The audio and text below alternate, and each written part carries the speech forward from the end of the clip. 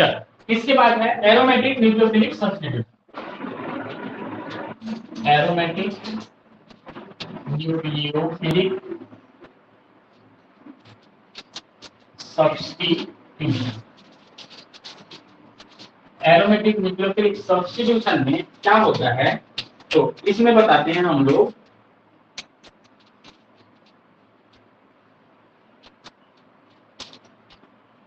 Introduction.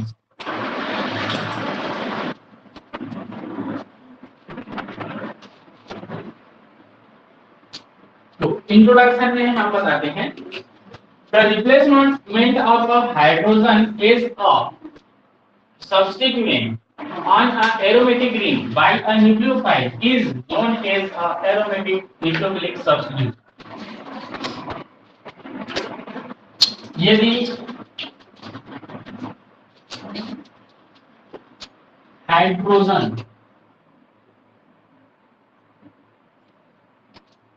या substituent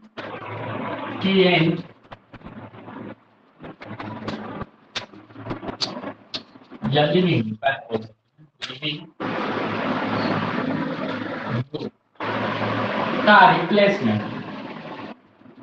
का replacement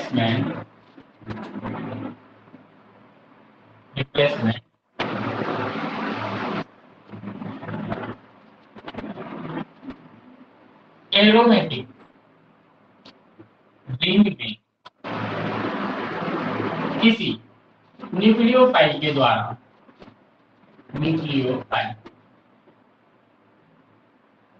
होता है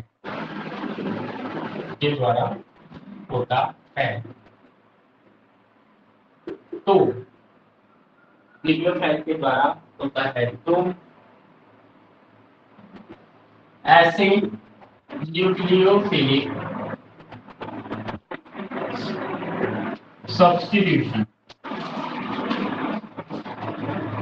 रिएक्शन को क्या बोला जाता है, ARSN रिएक्शन कहा जाता है। इसको देखो तो मैंने फॉर्म में लिख दिया, AR मतलब एरोमेटिक, SN मतलब सब्स्टिट्यूशन ऑफ न्यूक्लियोफाइल, ठीक है।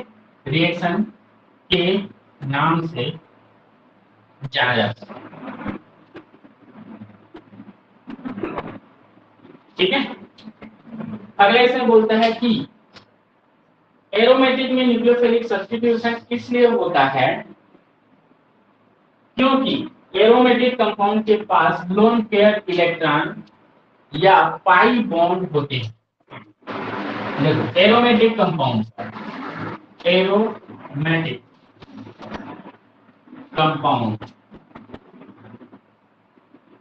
स्टेबल नेचर का होता है, स्टेबल होता है, बट इसमें प्रेजेंस लोन पेयर इलेक्ट्रॉन या पाई बॉन्डिंग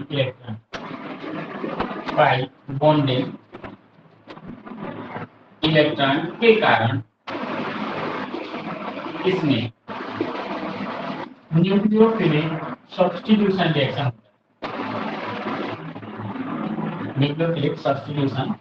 रिएक्शन होता है। देखो ये क्या बोला ये समझना है, एरोमेटिक कंपाउंड क्या बोलते हो कि कोई भी अगर रिंग वाला कंपाउंड है तो वह अगर एरोमेटिक है तो सबसे ज्यादा स्टेबल होता है, ऐसा बोलते हो। तो वही चीज है, वो तो स्टेबल होता है, लेकिन उसमें यह सब्स्टिट्यूशन क्यों होता है, तो उसका कारण है उसमें presence lone pair of electron या फिर पाई बॉन्डिंग इलेक्ट्रॉन। जैसे ये देखो तुम, ये एरोमेटिक है कि नहीं है, एरोमेटिक है, ये एरोमेटिक है कि नहीं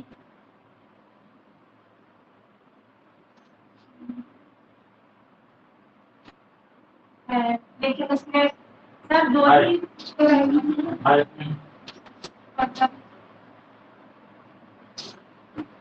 एरोमेटिक है, उसमें वो वाला बॉन्ड तो नहीं रहेगा सर,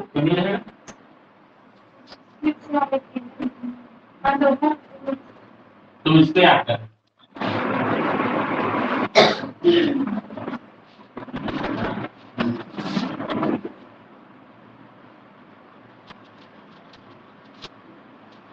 इसमें नहीं रहेगा ये दो, क्योंकि ऑक्सीजन की कैपेसिटी सिर्फ 2 बॉन्ड बनाएंगे और ये एरोमेटिक नहीं है।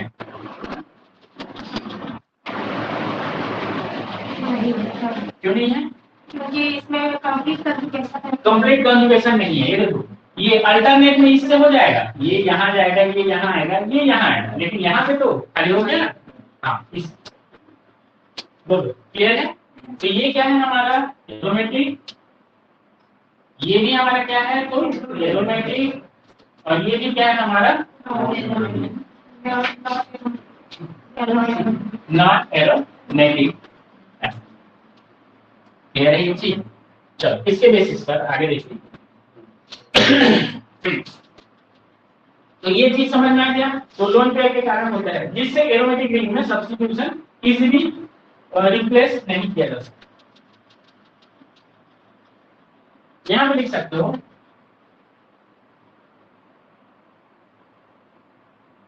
बट एरोमेटिसिटी के कारण से, एरोमेटिसिटी के कारण से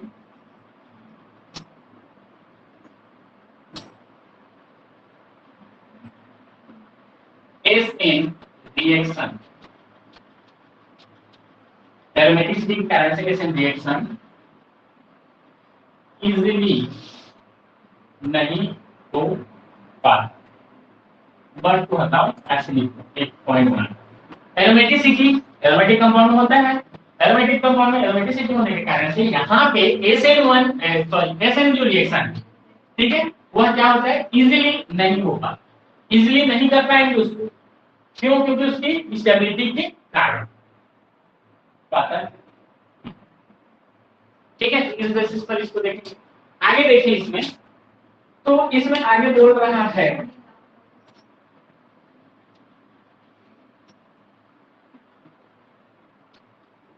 डिलोकेलाइजेशन।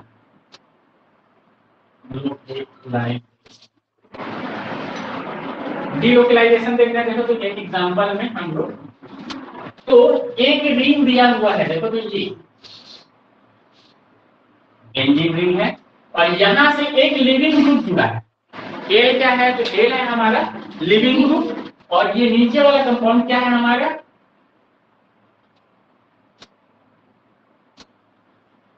Leaving group. ये हो गया, ये क्या हो गया एरोमेटिक कंपाउंड। ठीक है, अब यह क्या होता है रेजोनेंस करता है, इतना तो पता है। देखो लोन पेयर इलेक्ट्रॉन उपस्थित होगा किस पर? लिविंग ग्रुप पर। अगर क्लोरीन रहेगा तो 3 लोन पेयर रहेंगे, ऑक्सीजन रहेगा तो ऑक्सीजन के साथ एक जुड़ा रहेगा तो 2 लोन पेयर रहेंगे। अगर वहां पे नाइट्रोजन है तो नाइट्रोजन के साथ एक लोन पेयर रहेंगे। क्लियर है? तो इस बेसिस पर लोन पेयर तो होगा उसके बाद, और यही लोन पेयर क्या करते हैं इसके रेजोनेंस स्टेबलाइज करें। तो देखो ये इधर जाएगा तो ये इस बॉन्ड को ये यहां भेजेगा। ठीक है, तो यहां से देखो इसका एक रेजोनेटिंग स्ट्रक्चर क्या बन जाएगा, ये हो गया ऐसा ऐसा, ये डबल बॉन्ड एल पर आ जाएगा प्लस चार्ज और यहाँ पे आ जाएगा माइनस।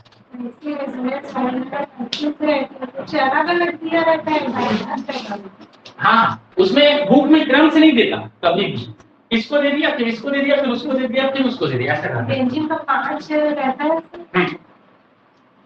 ये हो गया। अब इसमें देखो ये क्या होगा, ये यहाँ जाएगा और ये यहाँ आएगा।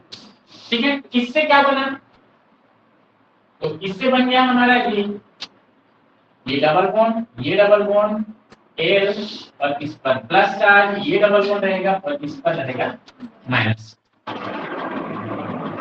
ठीक है, अब आगे देखें तो ये क्या होगा, ये फिर रेजोनेंस देगा एक और। तो देखो ये कैसा होगा, तो यहाँ पे ये जो बॉन्ड है ये जाएगा यहाँ, तो ये वाला कहाँ आएगा इस पर। ठीक है, अब देखो यहाँ से क्या होगा, इससे मिल जाएगा हमको ये डबल बॉन्ड आ गया यहाँ, ये आ गया इधर, ये आ गया एल और इस पर प्लस और यहाँ पे आया माइनस। ठीक है, अगला देखो तो अगला क्या होगा,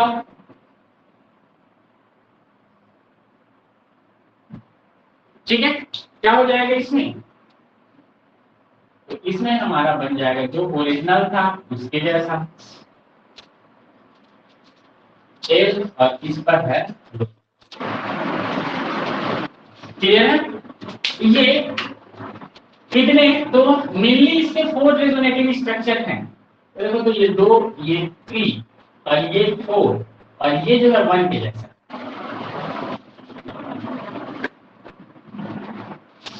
ठीक है, 4 कैसे, 4 मान, हाँ 4 मान करके चले, क्योंकि ये दोनों सेम है, बस अंतर किसका है, इधर डबल बॉन्ड है, उसमें उधर डबल बॉन्ड है। तो ये तो जान ही रहे हम, ये क्या है और ये क्या है, दोनों बेंजीन है। यहाँ पे जो हाइड्रोजन है, यहाँ पे भी हाइड्रोजन होगा, बस इसके जगह पे यहाँ पे क्या कर दिया, तो एल, और इसकी जगह पे एल, तो दोनों सेम है कि नहीं, क्लियर है इसे, तो इसलिए यहाँ पे 4 रेजोनेटिंग स्ट्रक्चर यहाँ पे मिल रहा है। चलो, अब इसके बेसिस पर इस जो इस देखो, इसका कारण भी बता रहा है, इस delocalisation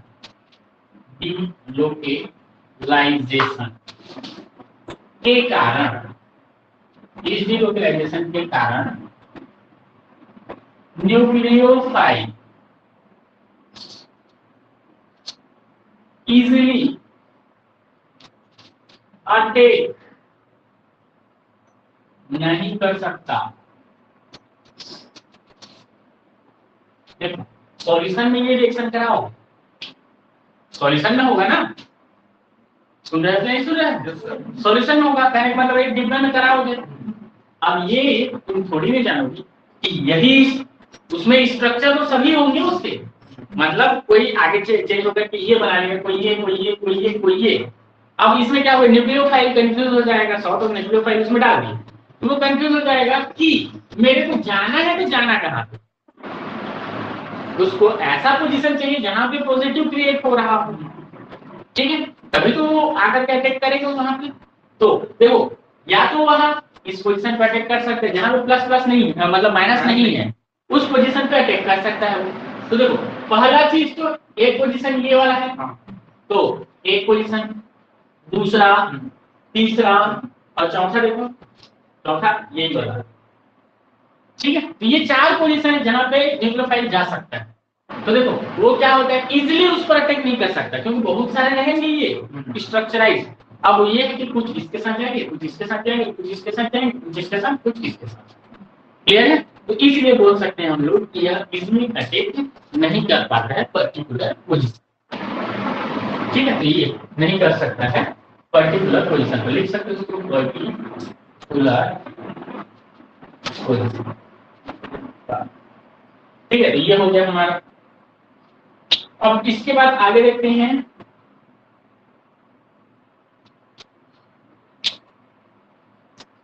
types of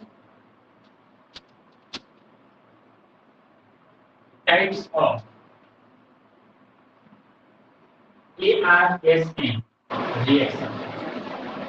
ARSN reaction मतलब समझ में आ रहा है, aromatic substitution of nucleophilic substitution reaction. ये 3 टाइप के होते हैं। पहला जो टाइप है हमारा, वो होता है हमारा ARSN1 रिएक्शन मैकेनिज्म, ठीक है। दूसरा होता है ARSN2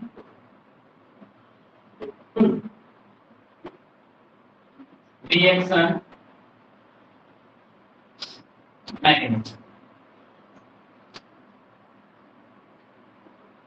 और तीसरा होता है aliphatic nucleophilic substitution reaction by a benzene या एराइन, ARSN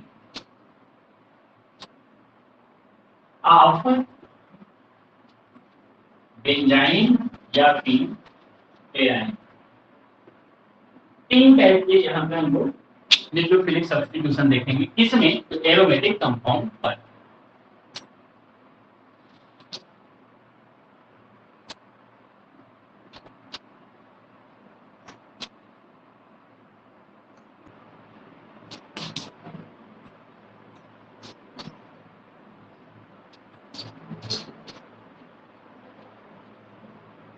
पहला टाइप का रिएक्शन मैकेनिज्म है इसका aromatic nucleophilic substitution reaction for unimolecular.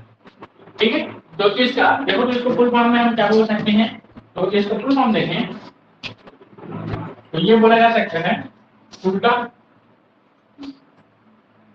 तो इसको बोल सकते हैं aromatic unimolecular nucleophilic substitution reaction, ये बोला जा सकता है। ठीक है, तो aromatic nucleophilic unimolecular nucleophilic substitution reaction. इसके इंट्रोडक्शन में हम देख सकते हैं, तो इंट्रोडक्शन में बताया जाता है ArSN1 reaction are a very rare, ArSN1 reaction are very rare। Rare मतलब समझ में आ गया क्या होता है? रेयर मतलब बहुत कम मात्रा में पाया जाता है। ठीक है, तो ये बहुत कम मात्रा में होता है। पूरे ऑर्गेनिक केमिस्ट्री देखोगे तो उसमें से एक या दो या तीन ऐसे मिलेंगे, उससे ज्यादा नहीं मिलेंगे, बहुत रेयर होती है। आगे इसमें बताता है कि यह मुख्य रूप से एरोमेटिक डाइएडोनियम साल्ट में पाया जाता है। यह मेनली एरोमेटिक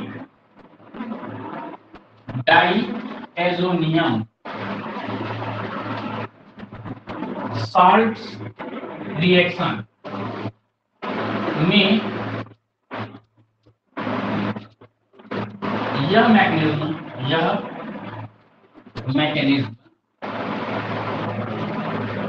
होता है। मतलब इस मैकेनिज्म को हमको देखना है, हमको क्या करना पड़ेगा, एरोमेटिक डाइएजोनियम साल्ट जो रिएक्शन होता है उसके रिएक्शन मैकेनिज्म का स्टडी करना। क्लियर है ये चीज? आगे देखिए इसमें, तो इसका हम लोग देख लेते हैं रिएक्शन या फिर एग्जांपल देख लेते हैं। एग्जांपल, तो एग्जांपल में हम लोग क्या लेते हैं, तो देखो तो ArN ये दिया हुआ है, ये क्या होता है, तो इसी को हम बोलते हैं, देखो तो एरोमेटिक डाइएजोनियम। देखो प्लस है, इसके साथ कोई नेगेटिव वाला चार्ज नहीं जुड़ा है तो सॉल्ट नहीं बोले। ठीक है, तो इसलिए ये क्या हो गया, एरोमेटिक डाइएजोनियम। अगर यहाँ पे मान लो इस प्लस को मेंटेन करने के लिए HCl जोड़ दे तो ये हो जाएगा सॉल्ट। ठीक है, बेस और सॉल्ट, एसिड और बेस सुने होंगे, एसिड और बेस मिलकर के सॉल्ट बना लेते हैं, तो वही चीज है। तो ये एरोमेटिक डाइएजोनियम ये है। इसका जब हम क्या करते हैं तो न्यूक्लियोफाइल के साथ रिएक्शन कराते हैं। ठीक है, तो न्यूक्लियोफाइल के साथ रिएक्शन कराएंगे तो यहां से हमको क्या मिलेगा, तो Ar, ठीक है, और क्या है न्यूक्लियोफाइल, साथ ही साथ N2 यहां से बाहर। ठीक, ये हो गया हमारा प्रोडक्ट, ये प्रोडक्ट, और यहाँ पे N नाइट्रोजन गैस। ये क्या होता है, तो ये एरो का चिन्ह ऊपर दिख रहा है, मतलब गैस जो है वो बाहर निकल। क्लियर है, ये रिएक्शन यहाँ पे होता है। इसका मैकेनिज्म देखिए, मैकेनिज्म में बताया जाता है कि यह 2 स्टेप मैकेनिज्म होता है। 2 स्टेप मैकेनिज्म में कंप्लीट होता है, ऐसा बोल सकते हैं, कंप्लीट होता है। फर्स्ट स्टेप में देखो क्या होगा, तो फर्स्ट स्टेप में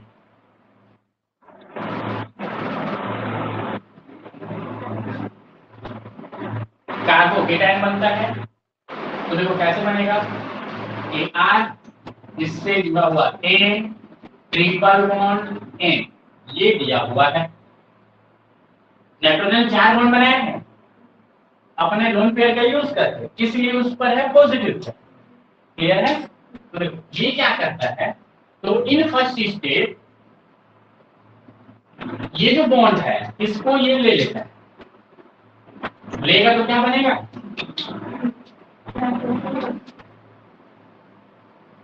AR प्लस बनेगा। AR प्लस बना तो इसका इधर क्या बनेगा, तो ट्रिपल बॉन्ड N और इसका भी लोन पेयर है ही, और इसका भी लोन पेयर वापस आ गया, तो ये वाला हो जाएगा, या फिर इसको क्या लिख सकते हो, N2। ठीक है, तो यहाँ पे बना वो क्या था, इंटरमीडिएट। ये जो बना ये क्या है हमारा, इंटरमीडिएट। तो इन फर्स्ट स्टेप में क्या होता है, इंटरमीडिएट बनता है, और फिर आगे सेकेंड स्टेप में देखें तो क्या होता है, न्यूक्लियोफाइल एड होता है। सेकेंड स्टेप में देखोगे तो ये हमारा AR प्लस है, यह क्या करता है, तो न्यूक्लियोफाइल के साथ में एडिशन करेगा, और एडिशन करके क्या देगा, तो न्यूक्लियोफिलिक सब्स्टिट्यूशन प्रोडक्ट देगा। तो ये हमारा क्या प्रोडक्ट, या फिर सब्स्टिट्यूटेड प्रोडक्ट, ऐसे भी बोल सकते हैं, सब्स्टिट्यूटेड प्रोडक्ट। ठीक है, इसमें बताया जाता है कि इसका फर्स्ट रिएक्शन जो होता है वो होता है स्लो, और इसका जो सेकेंड स्टेप वाला रिएक्शन होता है वो होता है फास्ट। फर्स्ट है कि फास्ट, फास्ट। क्लियर है? अब बोलो इसमें से रेट डिटरमाइनिंग स्टेप कौन सा होगा, तो ये होगा RDS, रेट डिटरमाइनिंग स्टेप। समझ में आ गया? अब इससे ये भी बता सकते हो तुम कि इसका ऑर्डर ऑफ काइनेटिक क्या होगा, क्या होगा order of kinetic, first order show करेगा। ठीक है, मतलब इसका काइनेटिक का जो ऑर्डर है वो होगा फर्स्ट ऑर्डर शो करेगा। ठीक है, तो देखो इसमें इसका एक्सप्लेनेशन दिया हुआ है,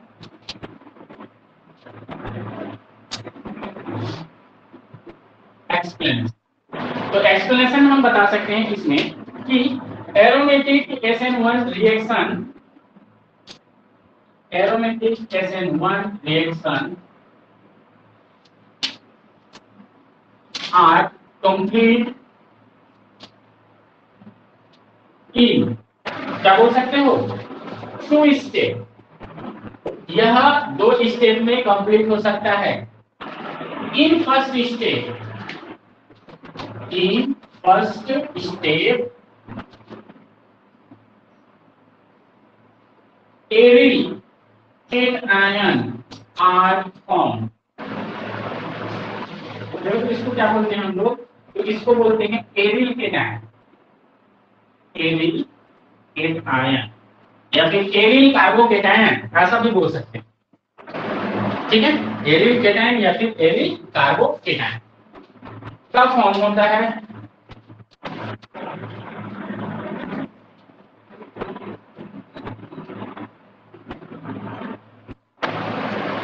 and it is slow,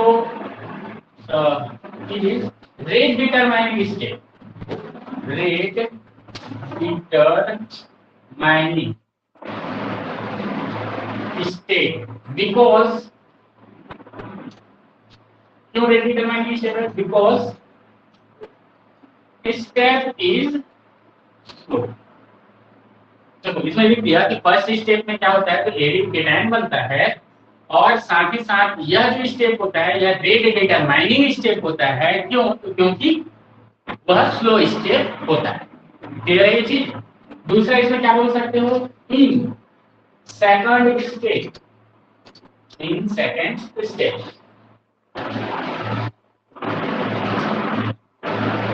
nucleophile are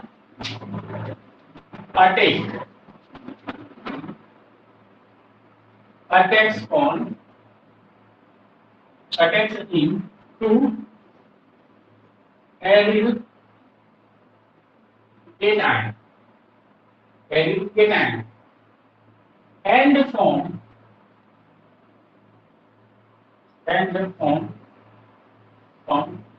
product. क्या होता है, तो एरिल के टाइम पर अटैक करता है न्यूक्लियोफाइल और उससे प्रोडक्ट का फॉर्मेशन करेगा, प्रोडक्ट फाउंड हो, ठीक है, फाउंड प्रोडक्ट। इसमें आगे बोल सकते हो and it is very fast step, very fast step, hence that is not rate determining step। ऐसा भी बोल सकते हो, लिख सकते हो उसको, तो ऊपर में लिख दिए हैं तो नीचे में लिख नहीं रहा हूं उसको, ठीक है, रेट डिटरमाइनिंग स्टेप नहीं होगा इसलिए ऐसा बोलो। क्लियर है? तो ये हो गया इसका क्या, तो इसका हो गया ये एक्सप्लेनेशन। अब इसमें पर्टिकुलर रिएक्शन इस रिएक्शन के लिए क्या करना, जगह छोड़ दिया, तो मैं जो है बताऊं, थोड़ा सा जगह छोड़ दिए रहने, मतलब एक रिएक्शन उसमें लिखेंगे इस टाइप का,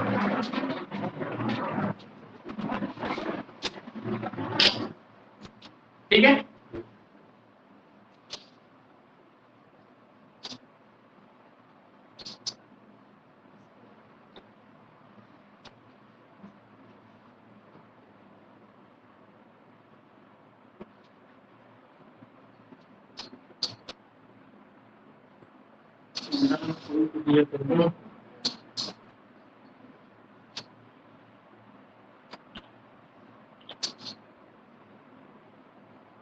चलो आगे देखिए इसमें, तो रिएक्शन जो देखेंगे उसको कल देखेंगे, उसको मैं बता दूंगा, बीच में घुसा देना। अब देखते हैं evidence of SN1 reaction. SN1 reaction के लिए एविडेंस कौन कौन से इस पर एविडेंस देखने को मिलता है, तो इसमें है evidence in support of the above SN1 mechanism, evidence in support, evidence in support of the above SN1, sorry, ARSN1 manganese SN1 manganese के लिए क्या देखना है हम लोग, तो इसका फर्स्ट एविडेंस देखते हैं हम लोग kinetics, reaction kinetics, rate kinetic. तो बोलो तो क्या बोलना पसंद करोगे इसके लिए? First order. हाँ फर्स्ट ऑर्डर होगा, क्यों? हो रहा है और के कार्य के कारण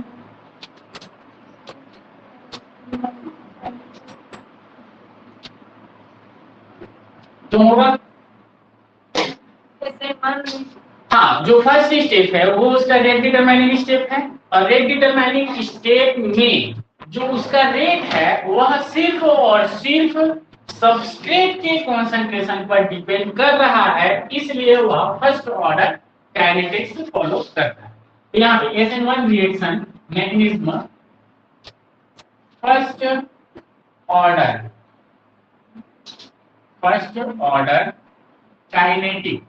काइनेटिक्स फॉलो करता है बिकॉज रेट आर डिपेंड्स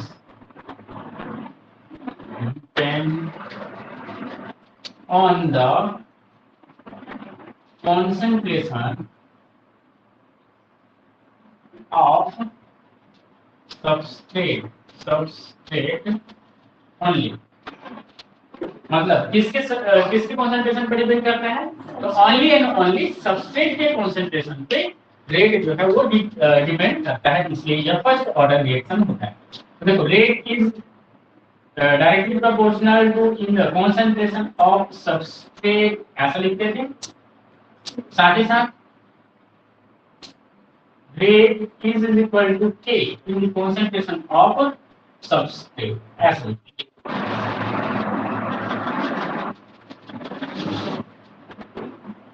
ठीक है, तो ये हो गया फर्स्ट ऑर्डर का रिएक्शन है, ये पता चला हमको उसके रेट या काइनेटिक्स।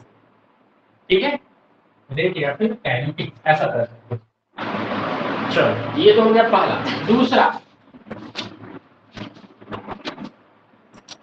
दूसरा एविडेंस बता रहा है that is first.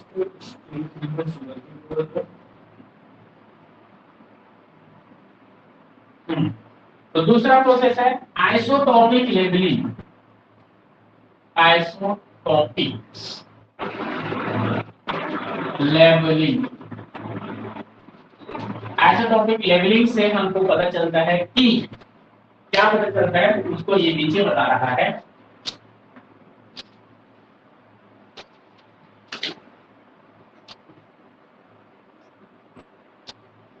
ARSN1 reaction mechanism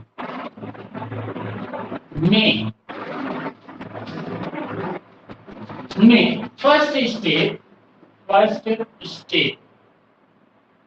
is reversible, is क्या होता है, रिवर्सिबल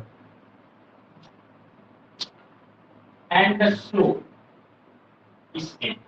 ये क्या होता है, तो रिवर्सिबल स्टेप होता है और स्लो स्टेप होता है, बिकॉज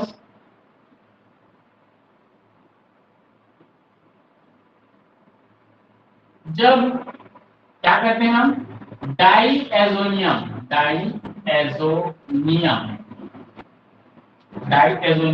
सॉल्ट को N50 स्पेसीज से लेवल्ड कर देंगे।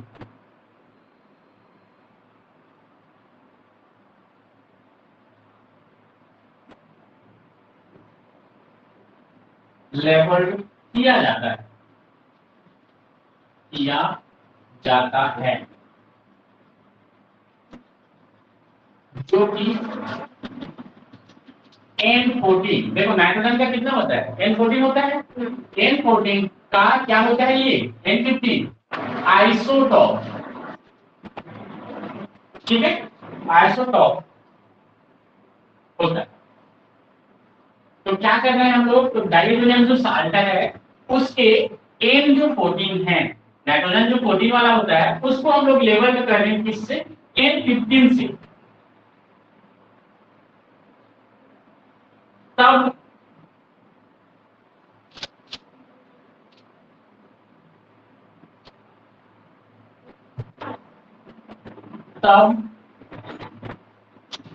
रिकवर्ड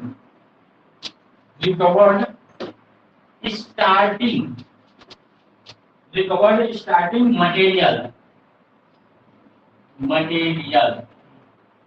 क्या मिलता है हमको, तो रिकवर्ड स्टार्टिंग मटेरियल हमको क्या प्राप्त होता है, ये प्राप्त होता है recovered starting material ARN plus triple bond N, और ये कौन सा वाला, तो 15 वाला।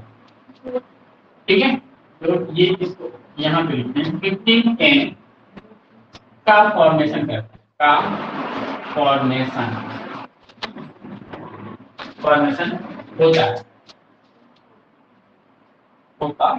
है। यह इसलिए पॉसिबल होता है जब एरोमेटिक रिंग में नाइट्रोजन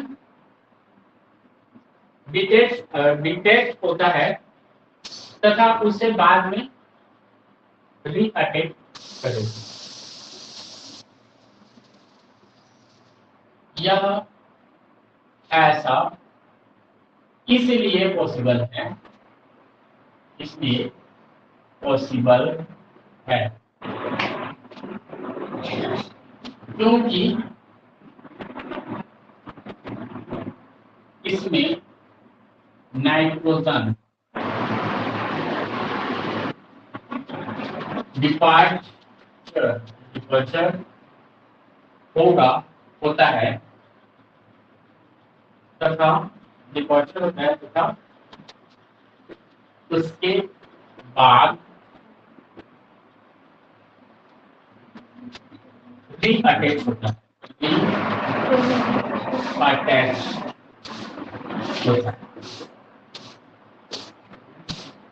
रीअटैच होता है। देखो इसमें बोलना क्या चाह रहे हैं इसको एक बार समझो। आइसोटोपिक लेबलिंग, तो आइसोटोपिक लेबलिंग करके हम क्या करते हैं कि कोई भी जो ग्रुप होता है वह कहाँ जा रहा है उसके बारे में हम लोग पता लगाते हैं। तो इसमें आइसोटोपिक लेबलिंग इसलिए किया गया है कि वह प्रूफ करना चाहा है कि जो फर्स्ट रिएक्शन होता है वो क्या होता है, तो रिवर्सिबल होता है। मतलब रिवर्सिबल कहने का मतलब है यहां से एक बार ये बना तो ये जो है फिर से वापस ये बन सकता है।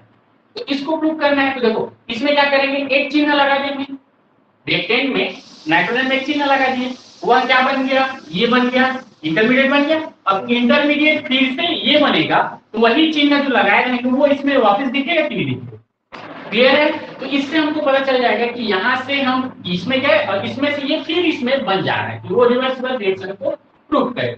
वही चीज कर रहा है कि जो नाइट्रोजन इसमें उपस्थित है डाइओजोनियम में 2 नाइट्रोजन होता है, उसमें से किसी एक नाइट्रोजन पर हम लोग क्या कर देते हैं, चिन्ह लगा रहे हैं। तो चिन्ह कैसे लगाएंगे, हम केमिस्ट्री की भाषा में लगाएंगे। केमिस्ट्री की भाषा में हम लोग उसके एक दूसरे आइसोटोप होता है उसको वहां पे डाल देते हैं। ठीक है, मतलब जो 14 होता है 14 की जगह पे हम लोग 15 के यूज कर लेते हैं। तो वो क्या होगा, वो फिर रिवर्सिबल प्रोसेस के द्वारा ये बना लेगा और ये फिर जो है वापस ये बना, मतलब यहाँ पे क्या होगा, तो नाइट्रोजन पहले डिपार्च हो जाता है, डिपार्च होकर के फिर से रिवर्सिबल प्रोसेस से रिकम्बाइन हो जाता है, रिकम्बाइन या फिर रीअटैच हो जाता है। ठीक है, तो इसका एग्जांपल यहाँ पे हम लोग देख सकते हैं। देखो तो एग्जांपल ही बता देता हूँ, इसमें मैं बोलना चाह रहा हूँ वो है ऐसा, ये नाइट्रोजन जो 14 था, ठीक है, इस नाइट्रोजन 14 को मैं यहां से निकाल करके उसके जगह पे क्या डाल रहा हूं, 15 डाल। अब देखो ये नाइट्रोजन 14 है और ये नाइट्रोजन 15, मतलब ये ओरिजिनल नाइट्रोजन है, ये उसका आइसोटोप है। क्लियर है? अब इस पर क्या कर रहा हूं, इस पर जो है मैं क्या रिएक्शन कराने जा रहा हूं, ArSN1 रिएक्शन कराने जा रहा हूं। ठीक है, तो इन फर्स्ट स्टेज में क्या होता है, यहाँ पे ये जो बॉन्ड है वो टूट जाता है ऐसा। ठीक है, टूट करके क्या देगा, तो यहाँ से हमको मिलता है एरिल एडायन और साथ ही साथ N14 वाला lone pair, triple bond N15 वाला इसका लोन, ये देता है। क्लियर है? अब ये दोनों, ये पहला वाला वर्ड को पॉसिबल होता है क्योंकि नाइट्रोजन डिपर्चर होगा, यहाँ से नाइट्रोजन इस फर्स्ट प्रोसेस में क्या हो रहा है, तो डिपर्चर, डिपर्चर मतलब उठना। ठीक है, डिपर्चर हुआ किसका, नाइट्रोजन का, और ये बना। और इसके बैकवर्ड रिएक्शन में देखें तथा उसके बाद क्या होता है, रीअटैक करता है, ये फिर से रीअटैक कर लेगा। देखो तो ये इस पर रीअटैक करेगा, रीअटैक करके ये कंपाउंड दे देगा। ठीक है, तो इसमें रीअटैक करेगा तो ये हो गया, और इसको बोल सकते हैं हम लोग अटैक। ऐसा रीअटैक करके क्या दे रहा है, तो अपना मेन जो रिएक्टेंट था उसको वापस कर दे। तो यह प्रूव करता है, यह प्रूव करता है कि, क्या प्रूव करता है बोलो तो, कि हाँ ArSN1 का फर्स्ट स्टेप क्या होता है, रिवर्सिबल होता है, ये रिवर्सिबल होता है। ये हो गया इसका दूसरा एविडेंस। ठीक है, ऐसो बार नहीं ले सकते क्योंकि क्वालिटी चेंज हो जाता है। देखो होता क्या है, ये देखो हाइड्रोजन का सुने होगी H11 H12 और H13। ठीक है, आइसोटॉप मतलब जिसका परमाणु क्रमांक समान हो, परमाणु भार अलग अलग हो। तो देखो क्वालिटी जो है वह किस पर डिपेंड करती है, परमाणु क्रमांक पे, इलेक्ट्रॉन जितना है उसी के बेसिस पे होगा। परमाणु भार पे उसकी क्वालिटी डिपेंड नहीं कर सकती। अब देखो होगा क्या, इसके जगह पे ये यहाँ पे अगर नाइट्रोजन है तो मैं बोल रहा हूँ कि यहाँ पे मान लो हाइड्रोजन है H1। अब इसको उठाया, क्वालिटी सेम है, यहाँ तक उसको निकाल दिया और इसको इसके जगह पे रख दिया क्योंकि क्वालिटी सेम है, ठीक है, लेकिन उसकी भार जो है वो ज्यादा हो गया, ठीक है। तो आइसोबैरिक के में कहने का मतलब है जिसका परमाणु भार समान हो, ऐसा वाला। तो मान लो ये ले लेता मैं कि H2 है और दूसरा भी H2 है, लेकिन इसका परमाणु 1 है, सॉरी इसको ऐसे कर H2 1 एंड होगा 2 पर 4 होता है, हाइड्रोजन हीलियम 3 और 3 नहीं है। तो मान लो ऐसा होता, हाइड्रोजन के एक और होता, समझ लो आइसोटॉप, तो इसका आइसोबॉर कौन होता,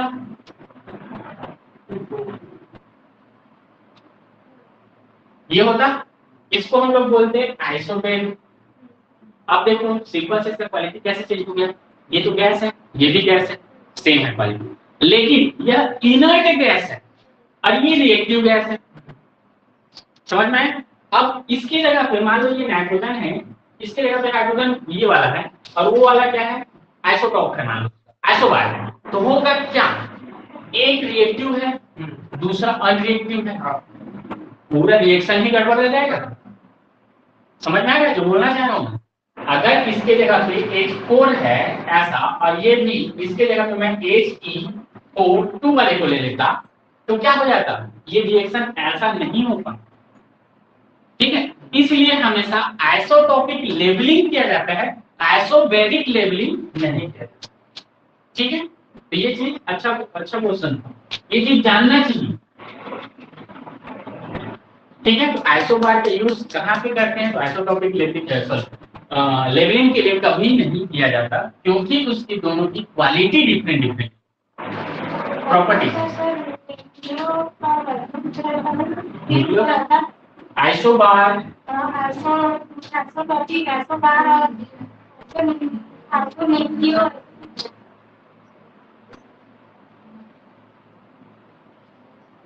होता है, चलो आगे देखिए, ये हो गया सेकंड। थर्ड देखते हैं, थर्ड है इसमें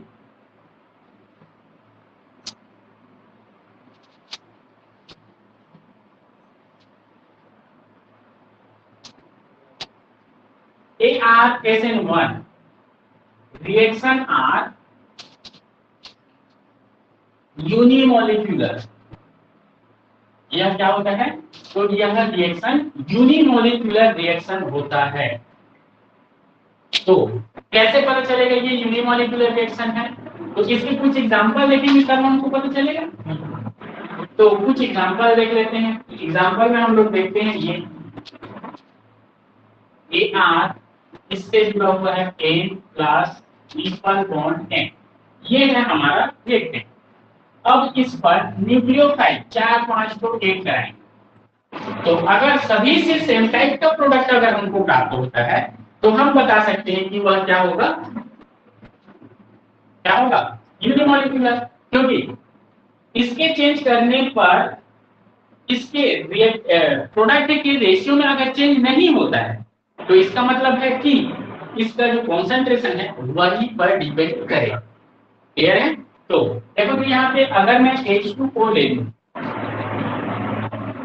ठीक है, दूसरे में क्या ले रहा हूं, तो X माइनस ले रहा हूं हाइड्रोजन वाला, तीसरे में ले रहा हूं मैं N3 माइनस, ठीक है, एजाइड, उसके बाद है CH3OH, ये ले लें। तो बोलो ऊपर का न्यूक्लियोफाइल कौन होगा, HOH में जुड़ेगा, तो ये माइनस वाला होगा हमारा न्यूक्लियोफाइल, इसमें जुड़ेगा, क्या देगा, प्रोडक्ट क्या देगा, ArOH plus N2 plus H plus, clear है। ये क्या है, ArOH की क्या क्या होगा, और ये जिसमें जुड़ने का इसमें जुड़ जाएगा, इसमें क्यों जुड़ेगा, जगह ही नहीं है, इसके साथ बोलो, ये कभी नहीं होता है, तो सर N हाँ वो वाला N2H है ना सिर्फ वहां पे H है ना तो H N2 नहीं है सर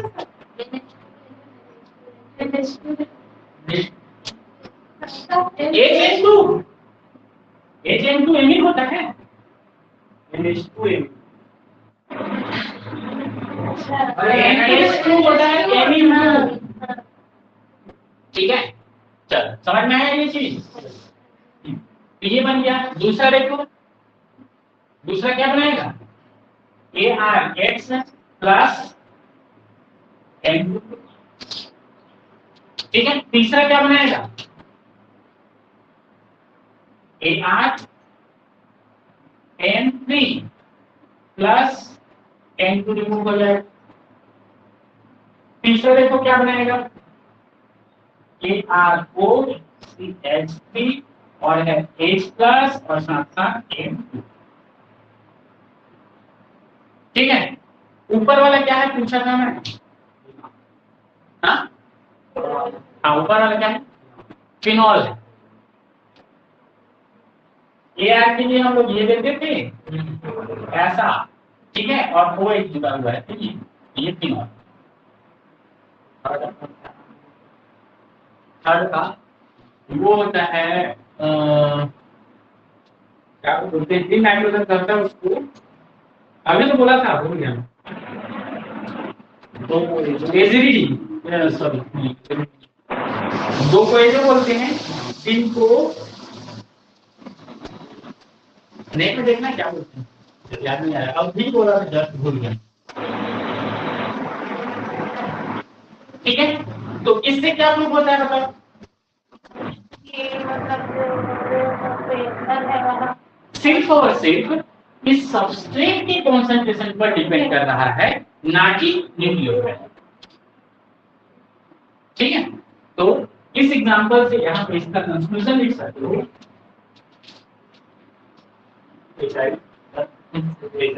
एचआईवी, हाँ। तो इसमें देखें कि ये होगा आल सब्स्टिट्यूएंट आर मेटा डायरेक्टिव। और देखो ये सभी के सभी किस पोजीशन पे अटैक हुए हैं, तो मेटा पोजीशन। ठीक है, तो मेटा कौन सा है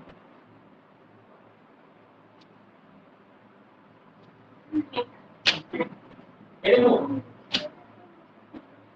ये है इससे जुड़ा हुआ एन, इस पर प्लस है, ये ट्रिपल बॉन्ड एन। ठीक है, और ये हो गया एस। इसका मेटा पोजीशन कौन सा है ये दोनों, तो ये है मेटा और ये है मेटा।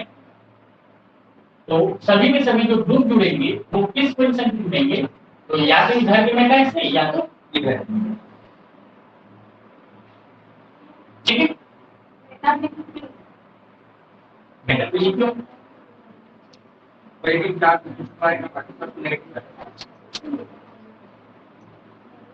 वहीं पे आ रहा है ना पक्का। हाँ वही पे आएगा। ये देखो ना समझ नहीं बता, ये जो है यहाँ से जो होगा, ठीक है, और यहाँ से यहाँ तो यहाँ से ये यहाँ, यहीं पे मेटा पोजीशन पे पॉजिटिव चार्ज आ रहा है। देखो खोल के देखो, जहाँ पे नेगेटिव चार्ज नहीं होगा वहां पे पॉजिटिव चार्ज आएगा। क्लियर है, तो इस बेसिस पर यह मेटा पोजीशन पे सभी का सब्स्टिट्यूशन होता है। तो इससे क्या कंफर्म हो गया, तो इससे कंफर्म हो गया कि यहाँ पे SN1 रिएक्शन क्या होते हैं, यूनिमोलिकुलर रिएक्शन होते हैं।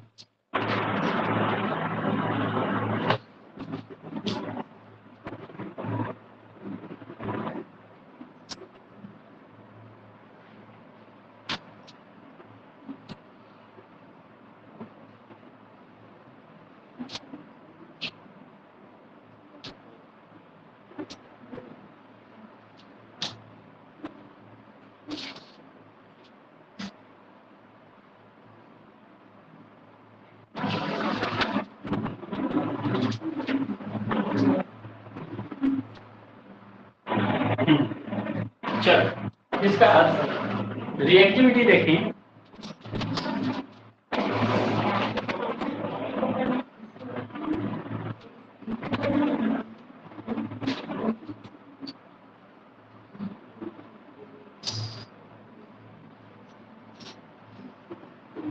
रिएक्टिविटी देखो, इसको मिटा दो।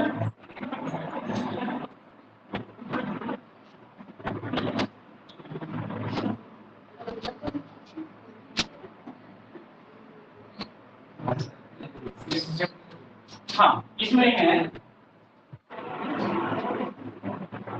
कि SN2 देख लेते हैं, उसके बाद उस दोनों को कंबाइंड रिएक्टिविटी देखिए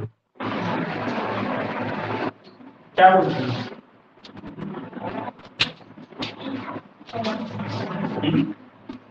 चलो इसी का देख लें। तो रिएक्टिविटी में बताया जाता है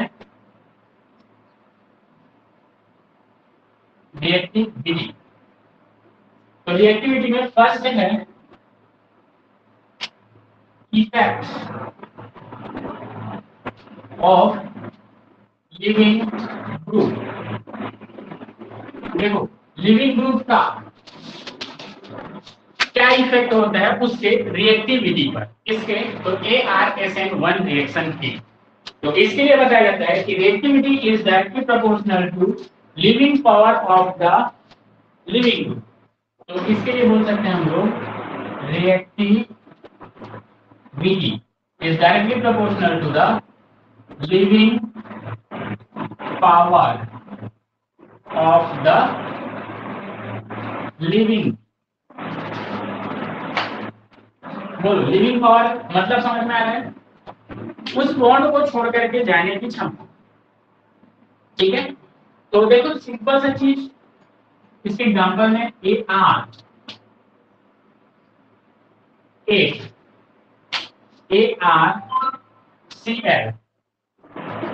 ArBr, ARI ये दिए हुए हैं। किसका लिविंग ग्रुप नेचर ज्यादा होगा, लिव करने की क्षमता किसका ज्यादा? आयोडीन का। क्यों? लेस इलेक्ट्रोनेगेटिविटी वाला है, बॉन्ड के इलेक्ट्रॉन को लूजली पकड़ के रखेगा, और लूजली पकड़ के रखेगा, साइज भी बड़ा है, आसानी से यहाँ से रिमूव कर सकते। क्लियर है? तो इसमें क्या बोल सकते हो, तो इसके बेसिस पर ये इधर क्या बढ़ रहा है, इधर से इधर जाओगे तो हाँ ये बढ़ रहा है, लिविंग पावर बढ़ रहा है, लिविंग पावर बढ़ रहा है। इसका मतलब क्या होगा, रिएक्टिविटी भी क्या होगा, इंक्रीज होगा, यहाँ पे इंक्रीज। बोलो क्लियर दोनों चीज समझ में आया कि नहीं? आगे देखो, दूसरा है substituent nature. Substituent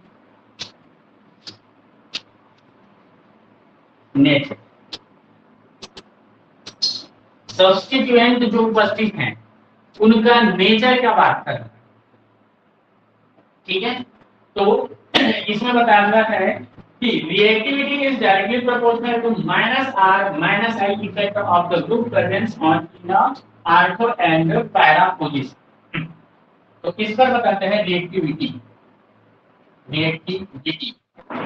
is directly proportional to होता है -R and -I effects present on ortho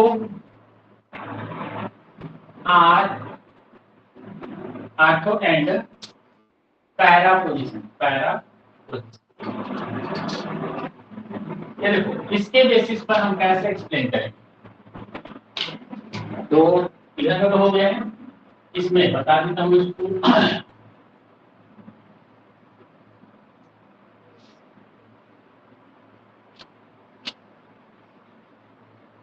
-R मतलब समझ में आता है,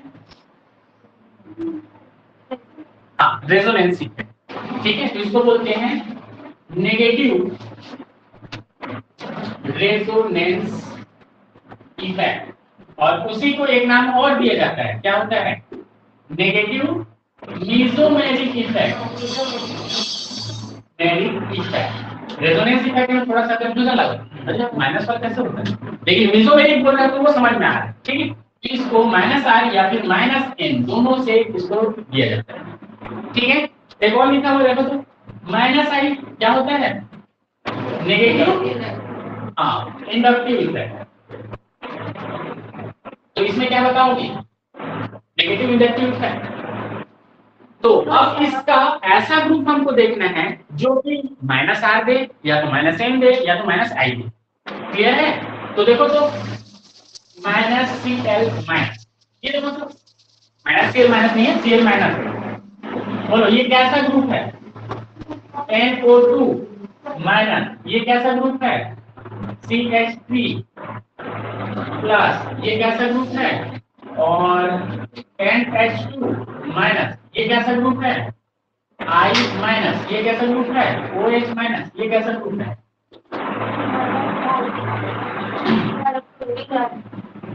इसको यहाँ तब समझ में आएगा। बोलो जो भी इलेक्ट्रॉन मतलब ऐसा ग्रुप जो भी इलेक्ट्रॉन को अपनी ओर खींचता है वो माइनस आई है तो करेंगे। ठीक है, कौन कौन सा, सभी के सभी। नहीं वो प्लस ये देखो ये है माइनस आई, ये भी माइनस आई, ये भी माइनस आई, ये है प्लस आई, ये है माइनस आई, ये है माइनस आई। ये है दूसरा, इस पर देखो लोन पेयर उपस्थित है,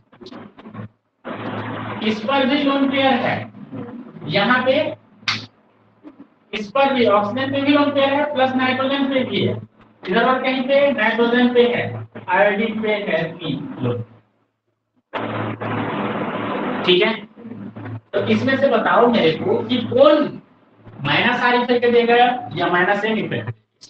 ये उसका शायद उसका अपोजिट होगा।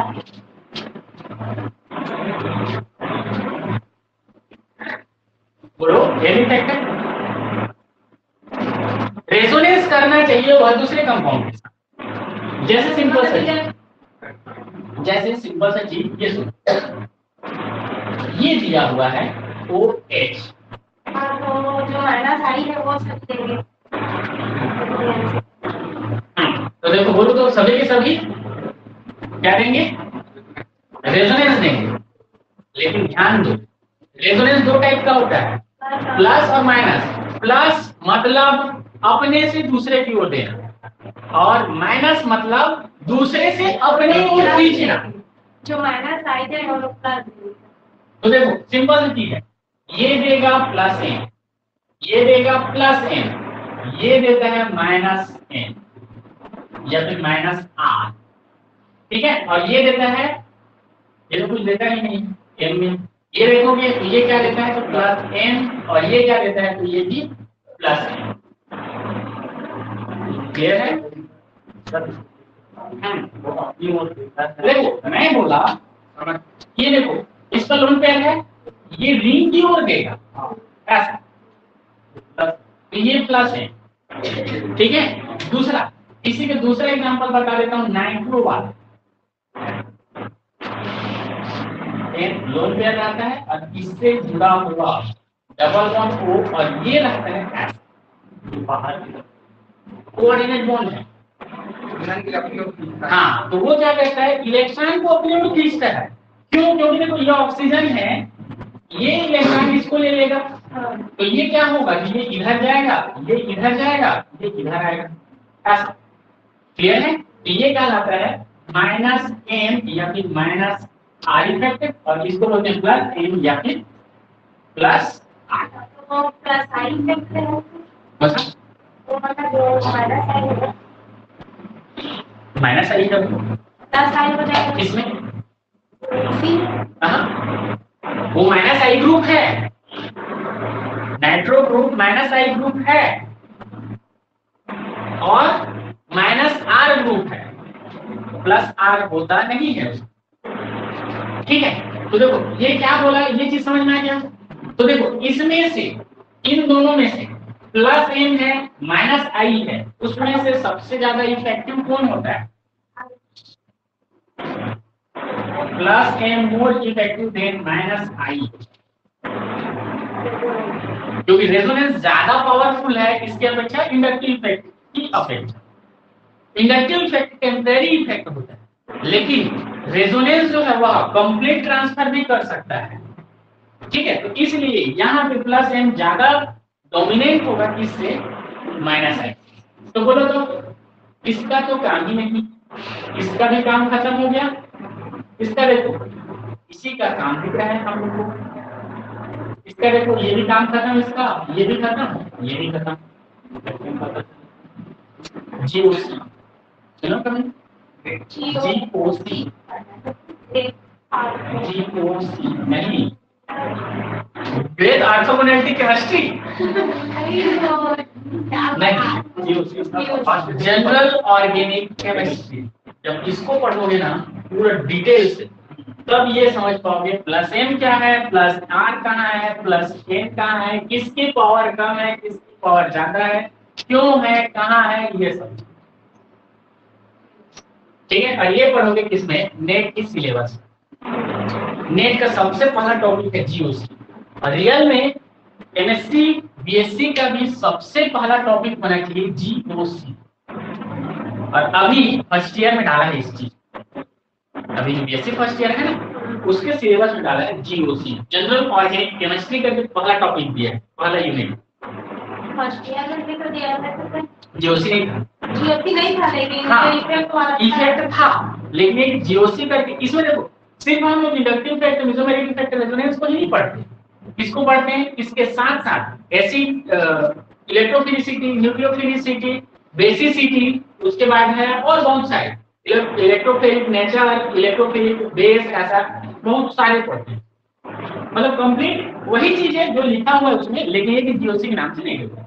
बोलो चलो ये चीज समझ में आ गया। तो इसमें हम लोग को इतना ज्यादा नहीं पढ़ना है, सिंपल सा चीज है, हम लोग एक एग्जांपल इसको पकड़ते हैं, ठीक है, और दूसरा एग्जांपल हम लोग ये नहीं जान रहे हैं अभी कि इस पर प्लस एम होगा कि नहीं, मतलब प्लस एम है कि नहीं, तो दोनों पकड़ ले इन दोनों। तो देखो तो एक में हम लोग माइनस एम दिखा रहे हैं, एक में माइनस आई दिखा रहे हैं, ठीक है। तो ये क्या होते हैं, तो ये बोल रहा है देखो तो माइनस आर और minus I effect presence on ortho या फिर पैरा पोजीशन पर अगर क्या ग्रुप जुड़े हैं, आर और माइनस आई ग्रुप जुड़े हैं, तो वो रिएक्टिविटी को बढ़ाएंगे। क्लियर है? तो देखो कि इसके एग्जांपल में हम लोग सिंपल से ये देख सकते हैं कि ये दिया हुआ है ऐसा, यहाँ पे है हमारा लिविंग, तो इसका आर्थो पोजीशन कौन, ये वाला, और पैरा पोजीशन कौन, नीचे। तो ये स्टार्ट पोजीशन पर अगर Cl उपस्थित है या फिर क्या है NO2 उपस्थित है, तो इसका रेट जो है वह ज्यादा होगा, रिएक्शन रेट ज्यादा होगा। किसकी अपेक्षा, यहाँ पे अगर CH3 ग्रुप अगर उपस्थित है उसकी अपेक्षा, ठीक है।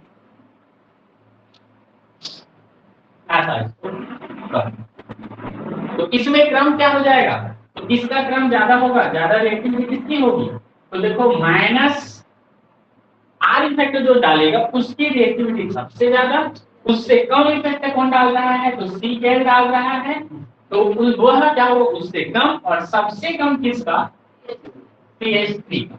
और जो कि ये क्या डालता है प्लस आई इफेक्ट, ये माइनस आई डालता है, और ये माइनस एन या फिर माइनस आर इसके कारण।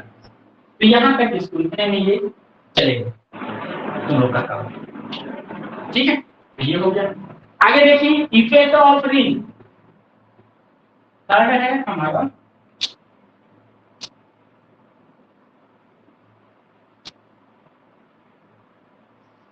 Effects of ring. रिंग का इफेक्ट हो रहा है, देखो इसमें बताता है reactivity is directly proportional to electronegativity of the heteroatom on the ring. Electronegativity of the heteroatom on the ring. देखो इसका मतलब समझ में आया, इलेक्ट्रोनेगेटिविटी बोल रहे हैं और किसका, तो हेटेरोएटम का, और हेटेरोएटम कहाँ पे उपस्थित है, रिंग पर, ठीक है। तो देखो रिंग कौन कौन से हो सकते हैं, एरोमेटिक रिंग। तो एरोमेटिक रिंग में पहला तो ये नाइट्रोजन वाला बताया था, याद होगा तो, ठीक है। दूसरा, नाइट्रोजन की जगह पे अगर कोई दूसरा ग्रुप आ जाए, जैसे कि ये यहाँ पे है ऑक्सीजन, ठीक है। उसके बाद देखो ऑक्सीजन की जगह पे सल्फर आ गया,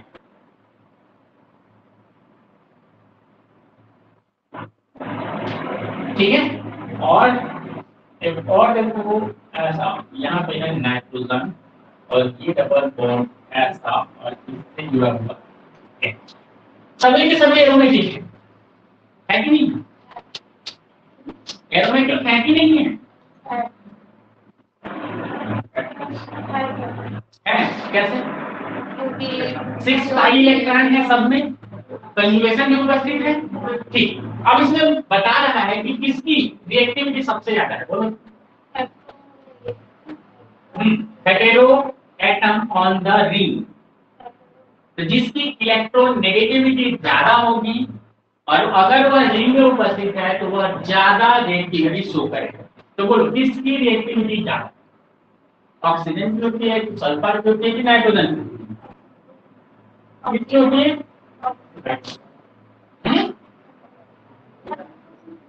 ग्रुप में जब हम लेफ्ट टू राइट जाते हैं इलेक्ट्रोनेगेटिविटी बढ़ती जाती है, पहला कॉन्सेप्ट।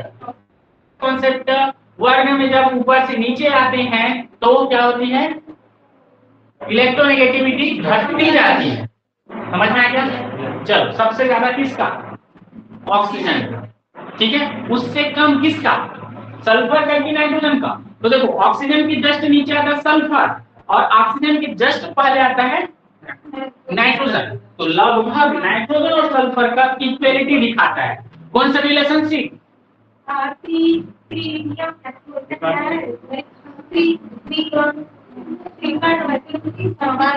सुने हो ना?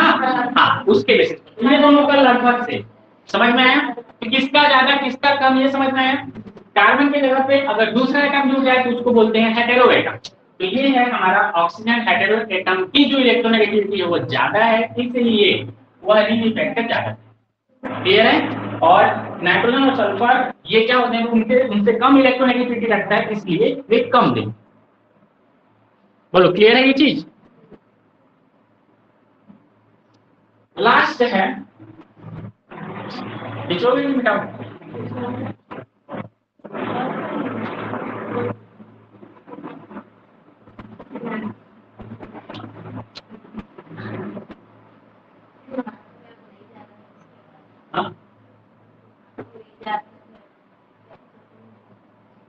ज्यादा हो जाए तो आधा घंटा लेता है। चलो, इसके बाद है एक लास्ट है, उसके बाद क्लोज करेंगे। ये यही तो इसको डाल देता हूं। फोर्थ है nature of the solvent. Fourth है nature of the solvent. Solvent का नेचर तो यहाँ पे बताता है कि जो रिएक्टिविटी होती है, reactivity is directly proportional to होता है, बोलो, पोलर एप्रोटिक सॉल्वेंट। इसको तो बताने की जरूरत नहीं है, इसको भी बताओ, पोलर प्रोटिक और पोलर एप्रोटिक।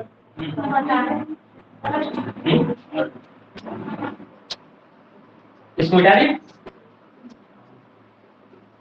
चलो इसके बेसिस पर तीसरी इसको बता देता हूँ। सॉल्वेंट, सॉल्वेंट दो टाइप के होते हैं, कौन कौन से?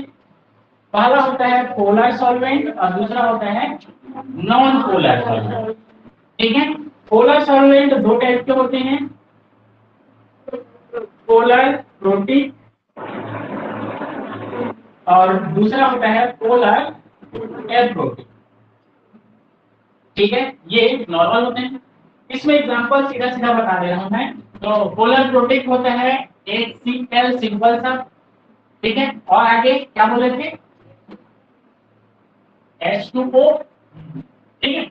इसको मान करके चलते हैं। इसमें देखें पोलर अप्रोटिक, पोलर अप्रोटिक के अंतर्गत किसको लिए थे? CH3COON, ठीक है। अब इसमें क्या लिए थे, इसमें ले लिए थे बेंजीन को या फिर साइक्लोहेक्सेन, ठीक है। तो इसमें क्या बोल रहा है, तो जो पोलर एप्रोटिक सॉल्वेंट होंगे, मतलब ये सॉल्वेंट जो होगा इसमें अगर वो रिएक्शन हो रहा है इस सॉल्वेंट में, तो उसकी रिएक्टिविटी ज्यादा होगी किसकी अपेक्षा, पोलर प्रोटीन की भी अपेक्षा और नॉन पोलर की अपेक्षा, ठीक है। तो इस बेसिस पर हम लोग इसमें क्या बोल सकते हैं, यहाँ पे मैं इसका कंक्लूजन लिख सकता हूँ कि पोलर प्रोटीन पोलर एक प्रोटीन का ज्यादा होगा रिएक्टिविटी किसकी अपेक्षा, तो किसकी अपेक्षा, पोलर प्रोटीन एंड नॉन। देखो इसके बीच में मैं कुछ नहीं दे रहा हूं क्योंकि ये मेरे को आइडिया नहीं है कि पोलर प्रोटीन का ज्यादा होगा कि इसका ज्यादा, ठीक है। तो आइडिया नहीं है तुम्हारे पास भी तो क्या लिखोगे, है इन दोनों से ये ज्यादा होगा इतना कंफर्म, लेकिन इनका क्रम क्या है ये पता नहीं, उसको ऐसे लिखो, क्लियर। इस बेसिस पर ये हमारा कौन सा रिएक्शन ArSN1 मैकेनिज्म कंप्लीट होता है।